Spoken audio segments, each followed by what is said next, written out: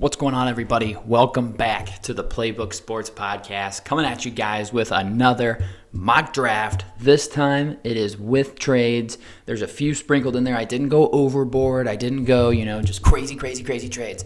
These are just a few trades in there, and you'll see them as we get there, and I'll explain kind of what my thought process was behind them, why I had someone moving versus not moving, and so on and so forth. So let's dive right into this.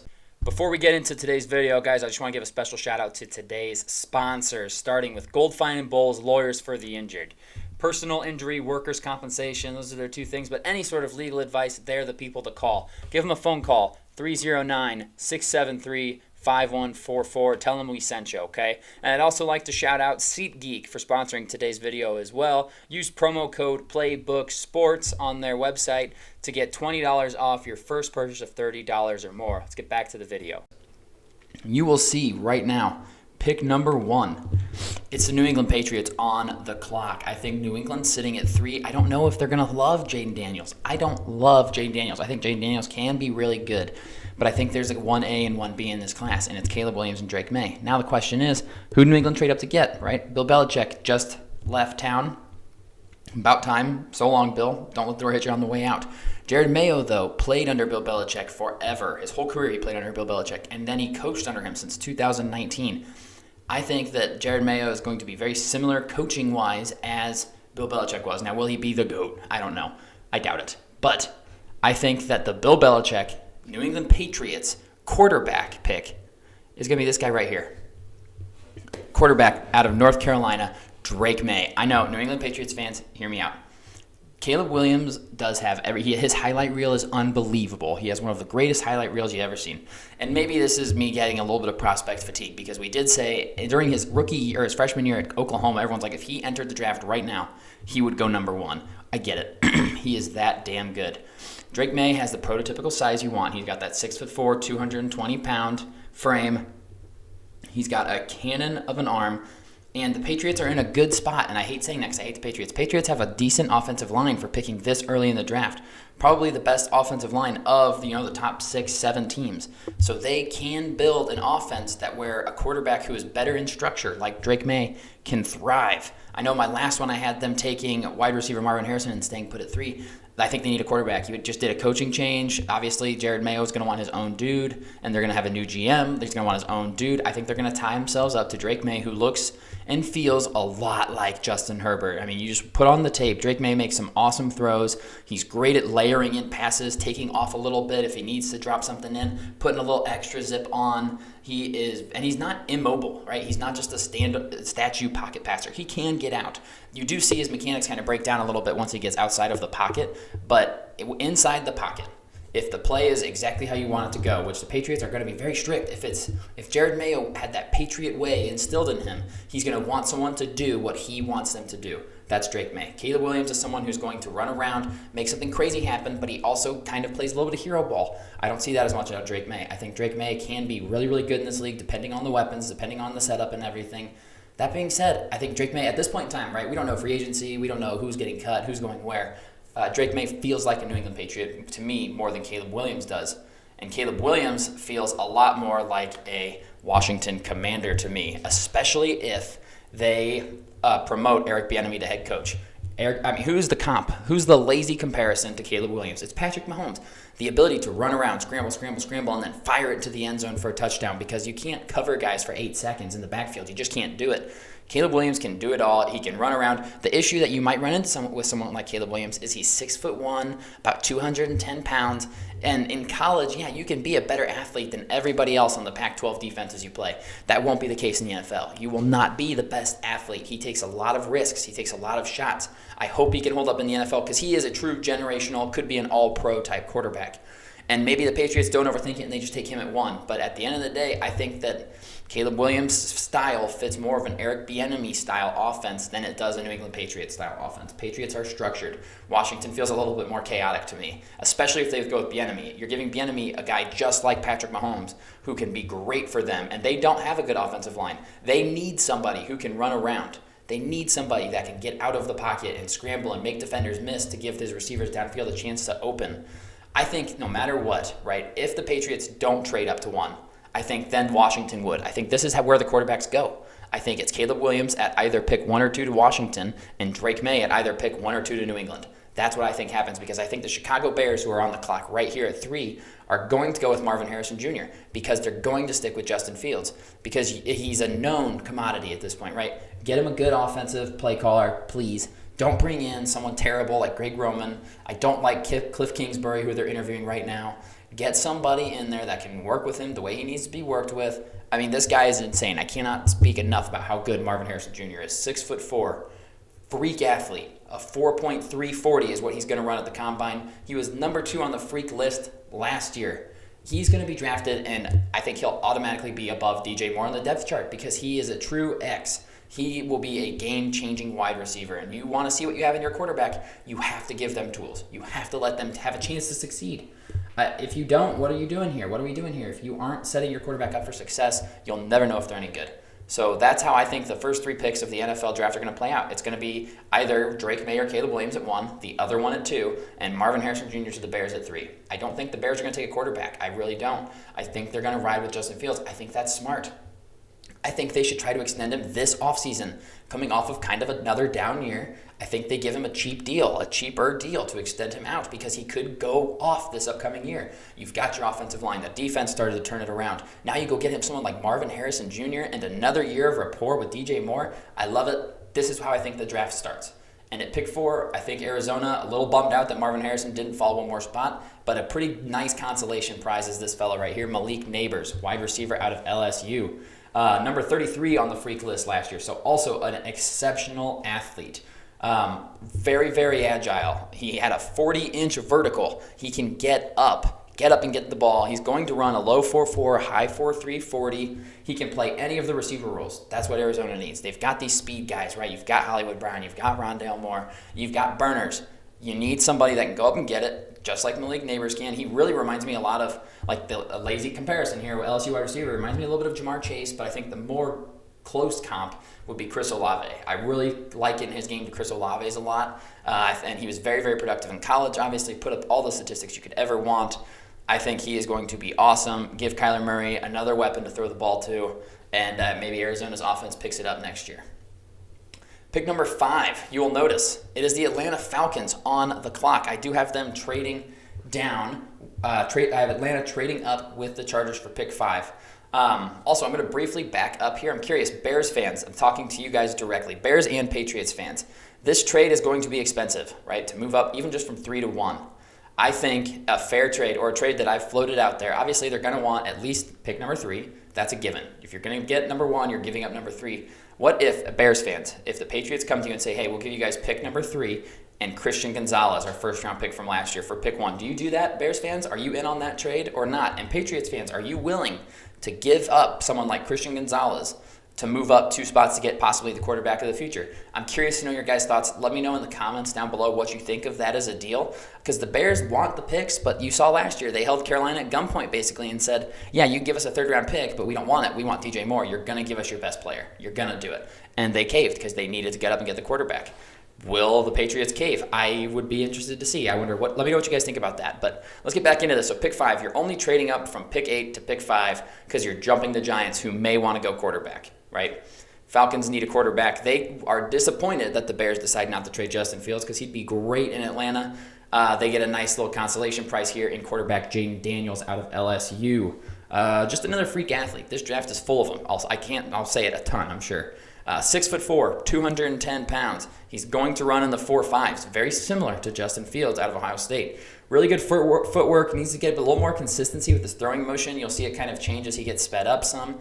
So need to work on the consistency. But you guys know the statistics he put up with LSU's offense this year. He looked fantastic numbers-wise. On an LSU team that was kind of disappointing, Jayden Daniels was not the problem. He went crazy. So I've got Atlanta moving up to get their QB finally, where hopefully we'll get it looks like it's going to be Bill Belichick. So we'll see what he thinks about Jayden Daniels, although that's not confirmed, so I'm drafting based off of feel. Jayden Daniels feels like a Falcons quarterback to me. Pick 6, New York Giants. Guys, the Giants receivers are still not any good, right? They took Jalen Hyatt in the 3rd round last year, didn't really make much of a difference. Isaiah Hodgins is not the guy. Darius Slayton's getting older. You're never, ever, ever going to know if Daniel Jones is the answer at quarterback if you don't give him somebody who can be a difference maker. and that is wide receiver Rome Odunze out of Washington. 6'3", high 4.3 40 time. Like I said, maybe they would have taken Jayden Daniels here if they stood pat, but he's not there, and you're not going to take Michael Penix at pick 6. A lot of people will say offensive line. I'm not giving up on Evan Neal yet. You guys are so quick to move on from him. How long did it take Andrew Thomas to get good? Years. This was his first great year, first or second great year, and he was drafted 4 years ago. You've got to give them time. Evan Neal is a good tackle. He's going to be fine. Give him some time out there. Don't panic and kick him into guard and take another tackle when you don't need it. Take the wide receiver. Get the weapon. This guy is very clear. There's a clear drop-off, in my opinion, after the top 3 receivers. You have one fall into your lap. You don't have to move up. You don't have to give up any assets. I like this pick a lot for the Giants to get Rome Odunze. Kid's a freak, man. Get as many weapons as possible for Daniel Jones, and we go. That's what I would do. Pick 7, Tennessee. Going with the number 1 tackle on the board here, and most people will agree, I think. It's close between him and Olu Fashanu. I just like Joe Alt a little bit more. He's unbelievably large, for lack of a better term. 6'8", 315 pounds. Out of O-Line University, Notre Dame just breeds stud offensive linemen. It's just what they do. He's got very, very good hands, just shy of elite arm length too. So it's not like he's got these little T-Rex arms, kind of like Peter Skoronski did last year. No offense, Peter. But Joe Alt sometimes can allow defensive edge rushers to kind of get inside, but he has good wingspan, and he's able to use that to keep edge rushers back. I think he is a plug-and-play, cliche term, plug-and-play starting offensive tackle for the Tennessee Titans going into next year. Guy's going to be a monster. I think that's a safe pick for Tennessee. Yeah, they need a wide receiver, but Rome Odunze just went. You obviously can't get Malik Neighbors or Marvin Harrison Jr. without moving up, and I think the price to move up is too high. DB, there's no DB here that I like enough, so I go Joe Alt at pick 7, which leads us to the Chargers, who are on the clock, and everybody, red alert, we've got an obvious pick. This is going to be one of the most mocked picks of the entire draft, and it makes sense. It's Brock Bowers, tight end out of Georgia. Losing Gerald Everett, and they're going to go into the season with Donald Parham with some injury history and Stone Smart at tight end. That is not smart. Wide receiver room full of guys that are getting older and have a significant injury history. They took a first-round wide receiver last year. It doesn't mean they shouldn't this year, but I think the opportunity to trade down, because Atlanta's going to have to pay a pretty penny to move up to 5 to get a quarterback. You trade up for a QB, you're giving up at least a future 1, a future 2. You're giving up some serious assets, and the Chargers need that because they're in a bad cap spot. So Chargers get to move down, take maybe the best tight end prospect we've ever seen, and pick up extra picks in the process. Give Justin Herbert a security blanket. I mean, we've seen what these good tight ends can do in their rookie year, just this past year. Sam Laporta was unfreaking believable. Dalton Kincaid has all the looks of a stud. The Green Bay Packers tight ends and Luke Musgrave and Tucker Kraft have both looked really good. Good offenses have good tight ends because you have to have that security blanket. So I love that pick for the Chargers. I think it's smart. You got to go younger, and so trading down and picking up more assets to invest young players into your squad while also still getting the guy you probably would have taken at 5 is good business. Pick number 9, Chicago, back on the clock after trading down and probably getting a haul from New England in the process. I've got them taking my favorite edge rusher in this class, and it's kind of sad I have to move down just a little bit to get him. It's Laiatu Latu out of UCLA. I understand he was forced to medically retire from football for a period of time. He's back, right? He's going, played a full season. He is very, very good. If you can look past the medicals, much like the Dolphins did with Jalen Phillips, that turned out pretty good. Jalen Phillips has been a stud for us.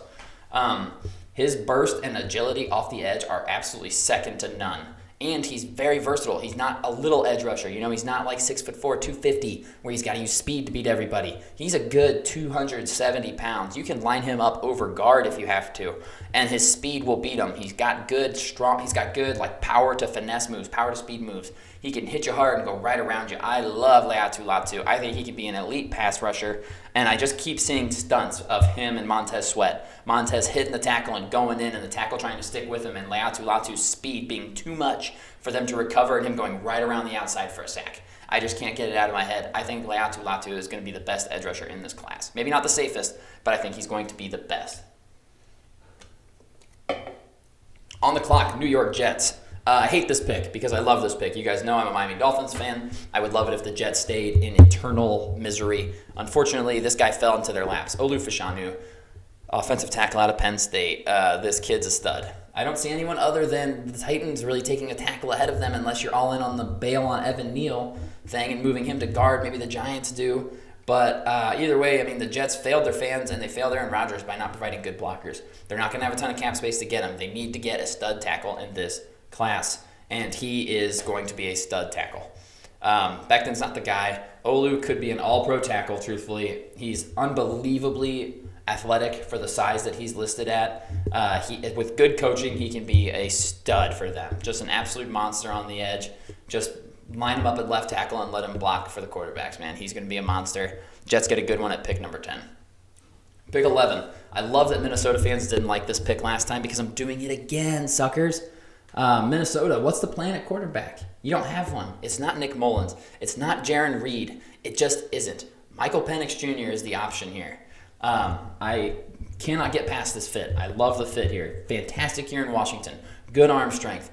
Great athlete. Needs to work on some of his mechanics. He will have, sometimes his throwing motion elongates just a little bit from watching some of the film, and that will throw off his timing. But otherwise, guys, he's got all the tools necessary.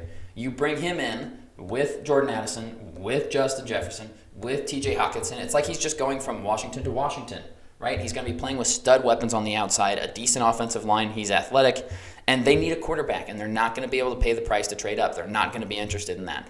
Kevin O'Connell with Michael Penix. I like that a lot. Sorry, Minnesota, you've got to figure out what you're doing in the future. I know the fans don't want it because look at what's listed, though. Quarterback, running back, guard, center, D-line, linebacker, DB. You need a little bit of everything. Quarterback's the most important position. It just is. And Michael Penix proved that he could do it this year at a high, high level. I'm all in. I think Michael Penix to Washington would be a great pick. Pick 12, Denver on the clock. I've got them going with edge rusher Dallas Turner out of Alabama. Denver really did turn it around midseason this year. Defense started to play well. Offense didn't make any critical mistakes, but they did not get much pressure on opposing quarterbacks. They were 26th in the NFL in sacks. That's not going to get it done. Dallas Turner, very refined edge rusher. He's very well polished. He's definitely the most polished edge rusher in this class, in my opinion.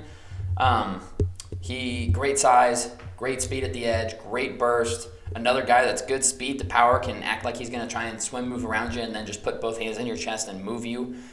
He is a little undersized, might need to bulk up. He's sitting around 240, right? That was the thing I mentioned with Latu. He's got the thickness. He's a heavier fella. Dallas Turner's got to get into a good NFL training program, which he will get into with Denver, who just breed good defensive players. He could be really good for them going into next year. I'm not going with a quarterback at this pick, and I don't have them moving up to get one either. So I've got Denver taking edge rusher Dallas Turner. Could be most people's edge one in the class. I just like Latu a little bit more. Pick 13, Las Vegas Raiders, another team that really you could see take a QB, and they've got it listed as a need. Everybody needs a quarterback, and there's only so many to go around. This one's kind of tough for me. I end up going with an edge rusher for them here. Let me pull him up. D-line, where you at, bro? Oh, my goodness, sorry.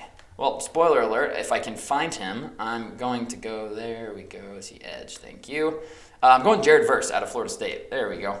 Big fan of Jared Verse. I know a lot of people think that the Raiders are going to go QB. I'm not taking Bo Nix here, and I'm definitely not taking J.J. McCarthy here either. Maybe you trade back, but with the top 4 quarterbacks off the board and not able to trade up, I don't see it happening. Raiders fans, if they take Bo Nix at 13, I will riot with you. All right, we will meet at the gates of their facility, and we will absolutely riot because that would be a huge mistake. Jared Verse is a freak, 6'4", 260 pounds. He's going to run in the 4.5 40s, very comparable to Kayvon Thibodeau out of Oregon from a couple years ago, the Giants defensive end who just had a great year. I think they missed last year on Tyree Wilson. I really do. But I don't think that means you just ignore the position because you took one last year. You can't do that. That's not a good business plan because Tyree Wilson didn't show much last year. I thought that was a reach then. I think it's a reach now. Get somebody who's a little bit better, pair him up with Max Crosby on that defensive line, and still have Tyree Wilson go too. He can be a situational edge rusher all he wants. I just think Jared Verse is going to be a top-tier talent, and I think he is a top-tier talent, a great edge rusher, and I like that pick a lot for Las Vegas. Next up, New Orleans. Get ready for this one. This is going to be one you guys see a ton also. I'm going with an offensive lineman who isn't actually listed there. They have someone else above him, which surprises me a little bit. But I'm going J.C. Latham, offensive lineman out of Alabama. Feels like New Orleans loves to draft out of Alabama. And with Ryan Ramczyk showing some cartilage issues in his knee, now's the time to start lining up a replacement. I think he's the best. I think he's the third best offensive tackle in the class. 6'6", 360 pounds, big boy. He fits the Saints' offensive line mold, which is just nasty, nasty, nasty. And whenever you take an offensive lineman from the SEC, I think that's good business, truthfully, because they're always very, very good. Just got to continue. It's not a sexy pick, but you're not going to get a quarterback here. Not really a defensive lineman that I would think at this spot. Maybe Johnny Newton, but I go with J.C. Latham. I think it's just more of an important position for the Saints at this point in time. Pick 15, Indianapolis Colts. I've got them taking the best corner in the class, in my opinion, in Kool-Aid McKinstry. 6'1", great length at the position. His hips, this sounds silly when I say it, but he's got some of the most fluid hips I've seen out of a college prospect in some time. He is excellent in man coverage. Colts are really lacking talent just in the back half of their defense. They like to play man coverage. He fits right into that scheme and gives them a number one corner straight away. Big fan of his game. I could see him competing for and possibly even being their number one corner week 1 next season. Big fan of Kool-Aid McKinstry, and they do miss on an edge rusher because Jared Verse, Dallas Turner, all those guys went before they had a chance, and that's who I would have liked to go for with them. Seattle on the clock. I've got them taking Johnny Newton, defensive lineman out of Illinois. No guards or centers here that I'm interested in taking, and there's really not a great edge rusher available, so I like this pick a lot for them. Best interior defensive lineman on the board. Big Ten Defensive Player of the Year. This kid's versatile. He can play anywhere. He's a little undersized, but he is so strong. He's still about 300 pounds, so let's not get it twisted. I think he'd be a really good, versatile defensive lineman in Seattle's 3-4 scheme. Explosive, agile. Those are not words you typically hear used to describe 300-pound men like him, but they fit. Very heavy hands. He can win inside. He can beat you with speed. He can beat you with power. I think it's a really solid pick for Seattle. Honestly, if he tests great at the combine, I could see him pushing the top 10 to be picked. It just depends on how he tests. As it stands here, I've got him falling just a little bit to pick 16. Pick 17, Jacksonville Jaguars on the clock. They had a real issue this year with blocking up front. So I'm going to give them a tackle. I'm giving them a Marius Mims here. High upside offensive tackle to pair with last year's first-round pick in Anton Harrison. Mims has all the size in the world, 6'7", 340 pounds. Unbelievable raw potential. He would benefit from not being thrown into the fire straight away. So if they could get away with giving him kind of a learning year here, I really like that for him because I thought the same thing about Anton Harrison. I thought, man, they drafted a tackle that they aren't going to use. And then it turned out they had to use him, and he looked unready for it. And he was unready for it. But as the season went on, he got better. I think Amarius Mims can develop, and then you've got your bookend tackles and you've got your quarterback for the future. Everything else is gravy. If you've got 2 great tackles and a great quarterback, your offense will start to go because he's protected and the quarterback can do his thing. You can just kind of tell this year, Trevor Lawrence, the internal clock was going off a little faster than he would have liked. The route runners that they don't have these crazy speed guys, right? They've got Calvin Ridley and Christian Kirk who are great route runners. They need time to get open. And Trevor Lawrence's clock was ticking way too fast for these route runners to get open, and it threw off their offense, which is why you saw Evan Ingram break the record for most receptions by a tight end in a season because he was constantly having to get the ball out quickly. Let's block for Trevor Lawrence. Let's give his route runners some time to run their routes, and then the offense can start going a little bit better. So I like Amarius Mims a lot to Jacksonville. He feels like a Jags offensive lineman. I don't know why. I can't explain it. Deal with it. Pick 18, Cincinnati. This one makes me sad a little bit as a Dolphins fan because I would love it if this guy fell, even though we don't really need it. Wow, they've got him low on here. I don't buy that for a minute. I'm a big fan of Keon Coleman out of Florida State. This guy is awesome. 6'4", 215 pounds. They've got him a little bit lower on their board than I do. His numbers weren't spectacular. 50 catches this year for 658 and 11 touchdowns. But you're not drafting these guys based off of what they did in college. I see that so often where people are like, they didn't put up the numbers, or someone did put up the numbers, they should be above them. That's not how this works. We're drafting on potential. Who are you losing, Cincinnati? Who is going to walk this year because you can't pay him? T. Higgins. What's T. Higgins' measurables? 6'4", 219. Coleman, 6'4", 215. Feels like a perfect replacement that is going to cost a fraction of what T. Higgins is going to cost. This is a pick that good teams make. You don't overpay for wide receiver 2 because they're going to need one. Tyler Boyd is a free agent. T. Higgins is a free agent. You don't want to pay them because you're going to have to pay Jamar Chase real soon. So go get a running mate for him that is going to be cheap. Just replace T. Higgins with someone who looks and feels a lot like T. Higgins. I like this pick for them a lot. There's no tight end I'm considering in this spot. Not much of a tackle. I mean, there's a couple of tackles maybe. I just don't think they need it. I think they need to replace T. Higgins. That offense, if it's just Jamar Chase, that's going to be hard. You've got to be able to keep up scoring with the big boys, and you're in a tough division where you need offense. I like Keon Coleman at pick 18 a lot. Pick 19, the Rams go Terrion Arnold, corner out of Alabama. I'm going with him over Nate Wiggins for a few reasons. There's really two of them.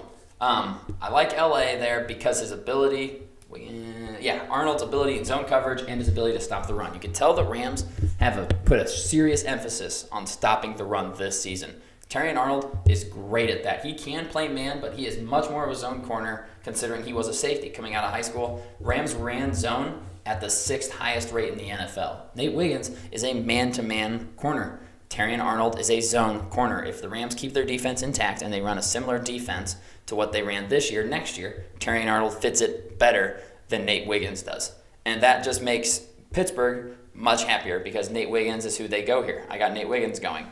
So Nate Wiggins goes to Pittsburgh. Pittsburgh, contrarily to the Rams, Steelers ran man coverage at a top 10 percentage, which is what Nate Wiggins is good at. He's 6'2", good length, good press man corner. Particularly excels at the press and bail technique, good ball skills. Reminds me a lot of Joey Porter Jr., who in this instance would become his teammate. I love pairing those two up. I think you then have two stud corners to go up against the stud talent you're going to face in the AFC North. So you need them. I like this pick a lot for the Pittsburgh, who loves to go defense. They do need to figure out their quarterback situation. Is Kenny Pickett the guy? I don't know. Could they make a trade? Could they make a move for someone like Russell Wilson? I don't know. But in this instance, I love that Nate Wiggins falls to them at pick 20, and I think that that's the pick. And this is a pick that this is like a dream for me as a Dolphins fan. I am stoked about Talis Fuaga, and PFF likes him more than other boards. A lot of big boards have him like mid-20s rated.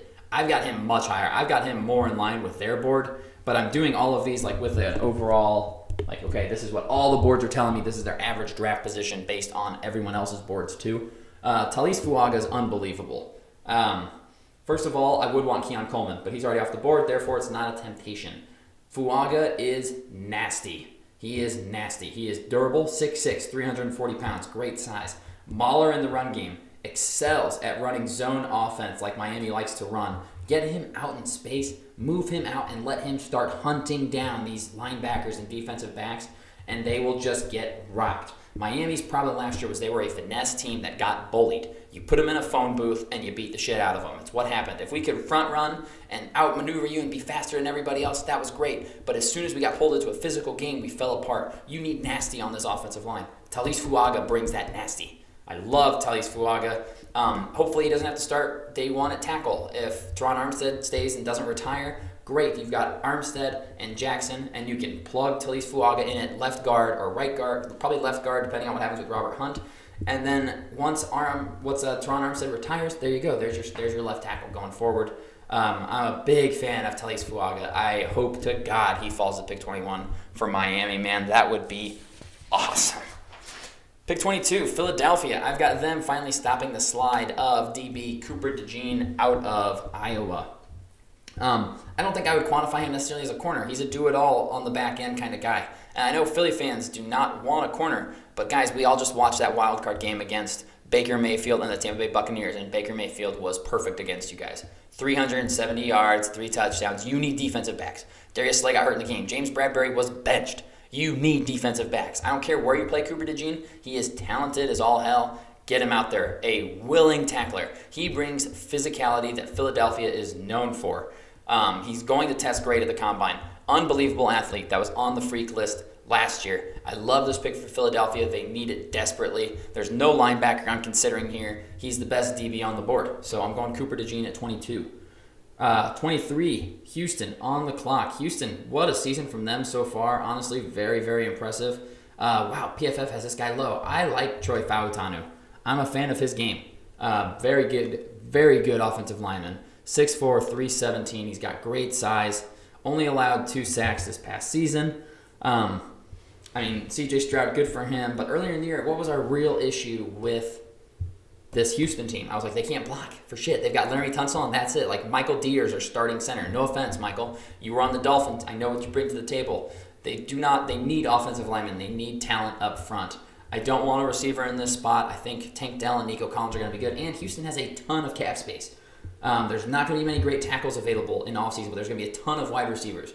I think Troy Fautanu to Houston is a great pick for them. They've got questions at right tackle. He's agile. He's large.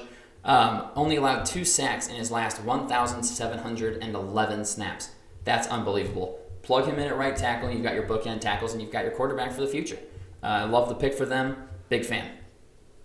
Pick 24, you can tell that this was supposed to, this was supposed to be Dallas. This is actually Kansas City because their boy is staring at us right here. Guys, Brian Thomas Jr. is going to be a Chief. Get used to it. Deal with it. They've got one receiver in-house that they like, and that's Rashee Rice. They need more. Patrick Mahomes needs more. Travis Kelce is getting older. Brian Thomas Jr. had a fantastic season this year. He is everything you want. He is 6'4". He is 205 pounds. He is a go-up-and-get-it wide receiver. He has got great hands. As he develops as a route runner, he could be a true alpha receiver with Patrick Mahomes and in that offense. I love that pick for Kansas City, and they love it so much. They move up with Dallas, who trades down to get a couple more picks, as they are also going to be up against the cap, and they make other moves. Pick 25, Green Bay Packers, coming off of a impressive win over those Dallas Cowboys playing the 49ers. I don't think that they beat the 49ers, unfortunately, so I'm going with Green Bay to lose and to be picking here. And I've got Green Bay going with a corner. Let me see if I can pull him up here quickly. Or is he really far down on theirs? Oh, no. Another disagreement, man. They should listen to me. Let me look him up because maybe they just don't have him where I have him. If they have him that low, I'll be shocked. There he is. Kamari Lassiter, cornerback out of Georgia. Unfortunately, Jair Alexander, a lot of injury concerns. They traded away Rasul Douglas at the deadline. This is a very fluid athlete with good to great ball skills, and he excels at zone coverage. Maybe this is a little bit high, but he is a very willing tackler as opposed to other corners, and I think that they might like that, and he's going to be physical, and I could see the Packers defense wanting that. I could see their coaching staff wanting someone like Kamari Lassiter out of a defensive-heavy school in Georgia.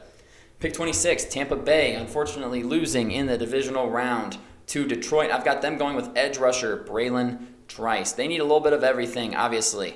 Braylon Trice, high motor defensive end, ideal length, ideal size, excellent at hand fighting in the trenches. It's a great pick for Tampa Bay. He's put up great numbers.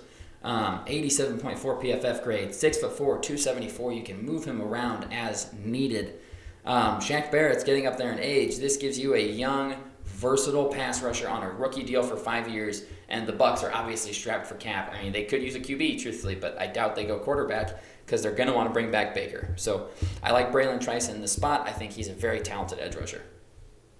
Pick 27, Arizona. You know what? I was surprised by how few people actually complained to me about this pick in my last one. I'm going with J.J. McCarthy. They are going to have a contingency plan at quarterback. He graded out fantastic this season. The numbers weren't exactly there. I said it earlier, guys. I don't care about the numbers. I don't care about the stats. He's 6'3", 200 pounds. He was making a lot of great throws for them. I think they're going to take a chance on him. He's not as mobile as Kyler, but he can make plays with his feet. Good size, really good pocket awareness. He's built to develop in the NFL with his size and intangibles that he has at his disposal. Needs to work on accuracy and touch, but he should have time behind Kyler. He should have time to learn to do these things and to be a good quarterback in the NFL. He's the 5th and final quarterback in my current mock draft setup. There's just nothing else that really strikes me as necessary to go get for Arizona. This is kind of a luxury pick, right? They already took Malik Neighbors. Now you go get your backup quarterback for the future. It works. You need to draft for the future. Kyler Murray is a littler quarterback that has had a decent amount of injuries in his history. You have to have a good contingency plan. Colt McCoy, Clayton Tune, Josh Dobbs, that won't get it done. If you want to be a winning franchise, you have to develop a quarterback behind your starter. You just have to have somebody ready to go. And if they sit for 3 years, ask Jordan Love how that's working out for him and the Green Bay Packers. Pick 28, Buffalo Bills on the clock after an unfortunate loss to Kansas City in the divisional round. I've got them going with wide receiver Troy Franklin out of Oregon. This is a great pick for them. He's somebody who I don't think I watched as much as I should have, but 1,383 yards, nearly 1,400 yards on 81 receptions, 14 touchdowns, 6'3", 187 pounds. Gabe Davis is the picture of inconsistency at the wide receiver position. Stephon Diggs, another year older. It's time to look at the receiver room with an eye on the future. Troy Franklin, he's going to run in the 4.3s, and he's 6'3". He is a rare blend of size and speed, and he runs extremely crisp routes. Really, the main knock on him is his weight. Like I said, he's 6 foot, listed as 6'3", $187 here. He's a little skinny, but that's not terrible. Devontae Smith is making it work as being small. He is very good. Maybe he won't be able to break a ton of tackles, but if you can't catch him, it won't matter because you can't tackle him anyways because he is lightning fast and bigger than most burners are. So I like that pick a lot. Next up, we've got the Dallas Cowboys on the clock. I've got them taking cornerback Quinyon Mitchell out of Toledo. Again, I don't know what they're going to do in free agency, right? But you think about the Dallas Cowboys cornerback room right now. Trayvon Diggs, what's the knock against him? Very aggressive, goes for the ball, makes the splash play, can get burned. Deron Bland, we saw it all year, broke the record for most pick sixes in one season, and yet constantly was getting cooked, constantly getting burned. Dallas loves their corners to be aggressive. They want them to go make plays on the ball, and if you get burnt, you get burnt. This guy fits that mold perfectly. 6 foot tall, 196 pounds. We don't know what Gilmore is going to be. He's getting older. We don't know if he's going to stay. Like I said, Deron Bland was consistently getting picked on. They need a good number 2 corner to play with Trayvon Diggs and put Deron Bland in the slot. That's Quinyon Mitchell. Elite athlete, was on the freaks list last season. Fantastic instincts and read and reactability. Tackles well. Very physical as a corner. I love this corner class for the physicality that they bring. It is a rare corner class when they're all very physical and willing tacklers, and you love to see it.